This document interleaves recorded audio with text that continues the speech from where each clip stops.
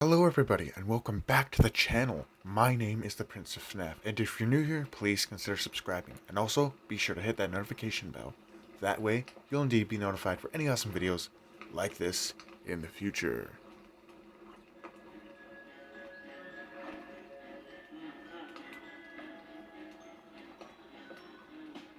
Fazbear Frights has its own collection of creepy and terrifying characters, original to the series itself, and I think Ralphio is up there with some of the creepier characters, like the Black Bird. Ralphio exists within a family campsite.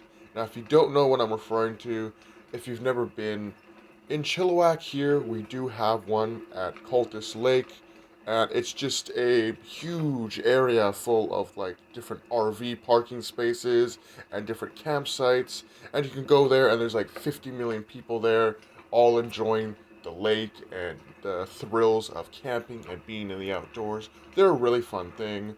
But here they got a lot more activities planned for families, and one of those activities is the bunny call, where a creepy as balls rabbit will come and wake you up in the dead of night at 5 a.m. and start making loud noises and being all kinds of scary and unnerving. The story follows Bob, who is just kind of this old, grumpy dude. He's getting old and he doesn't really like it. And he also has a kind of on and off relationship with his family. Make no mistake, he loves his family, but he doesn't like them all the time. He likes to take a lot of breaks and all that jazz. And so when he goes to the resort to get them all checked up for the activities they have planned and all this stuff, he signs up for Bunny Call because a clerk in the building is like, "Oh yeah, you can get Ralphio. He can come over to the campsite. It's kind of a funny prank that we do here at the place." And he comes in and he like makes loud noises. He bangs his cymbals, and it's pretty crazy. It's a funny thing. It's sort of fun. And he's like, "Okay, it sounds fun," and so he signs up for that. And Ralphio looks terrifying. Like he looks creepy. He looks like this big bunny with like a big grin and these kind of wide open eyes, and he's very lanky. I On the cover he looks like just a little symbol monkey kind of character, but no, in the book he's like 7 feet tall. He's pretty large and pretty scary. So he gets signed up for it because he's like, maybe I'll scare my family a bit. It'll be a funny little scare. Um, so then they eventually go to the campsite, and so they all get set up at the campsite, and they're having fun. They're doing all kinds of activities. Bob is just kind of not feeling it because he's kind of grumpy. And then they go to sleep, and Bob remembers that, oh yeah, he ordered the bunny call on the cabin. So he's starting to contemplate whether that was a good idea, because he realizes, well, I do love my family. We may not always see eye to eye, but I love my family. And so he starts contemplating whether he wants to cancel the bunny call. And after having several nightmares about Ralphio, he decides, okay, I'm gonna go and talk to the people and get this bunny call canceled. He goes up there, nobody's up there. They're all asleep, so he decides not to wake them up. He to the uh, goes back to the cabin, and on his way back, he meets another camper who also got the bunny call called on their cabin. And he's like, "Oh yeah, it's kind of a stupid thing, but whatever. What's done is done." And they have that conversation. He goes back to his house, and Ralphio appears. He knocks on the door, and so Bob gets up and answers it. And he's like, Ralphio, I'd like to easily, if that would be okay with you, easily decline that we no longer wish to do the bunny call, and your services are no longer required. We're of course happy that you went out all this way, but we no longer wish to have a bunny call. And Ralphio just kind of stares mindlessly at Bob for a few seconds, and then slowly, very creepily, I may add, nods his head and wanders back off into the forest. Now, a couple minutes later, he gets another knock at his door, and Ralphio is back. This time, a lot more aggressive. He's not taking no for an answer. He starts to violently pace around the building of the cabin and starts to try to get in the doors and in the windows and the secret entrances and compartments. And it just this very creepy horror movie scenario.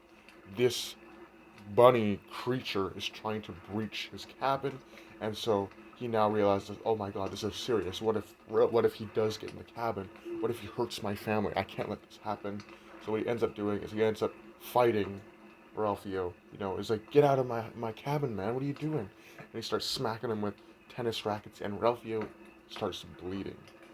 And this is very interesting because Bob is like, okay, I thought he was a person in a costume, or like a robot. Is he alive? Like, is Ralphio a real creature, like a real monster? And so he doesn't have time to dwell on it because Ralphio is still trying to get into the house, and so he manages to get Ralphio to fuck off. And so then he realizes that he hears a noise at the back of the house, and he's like, hey, there's nothing back there.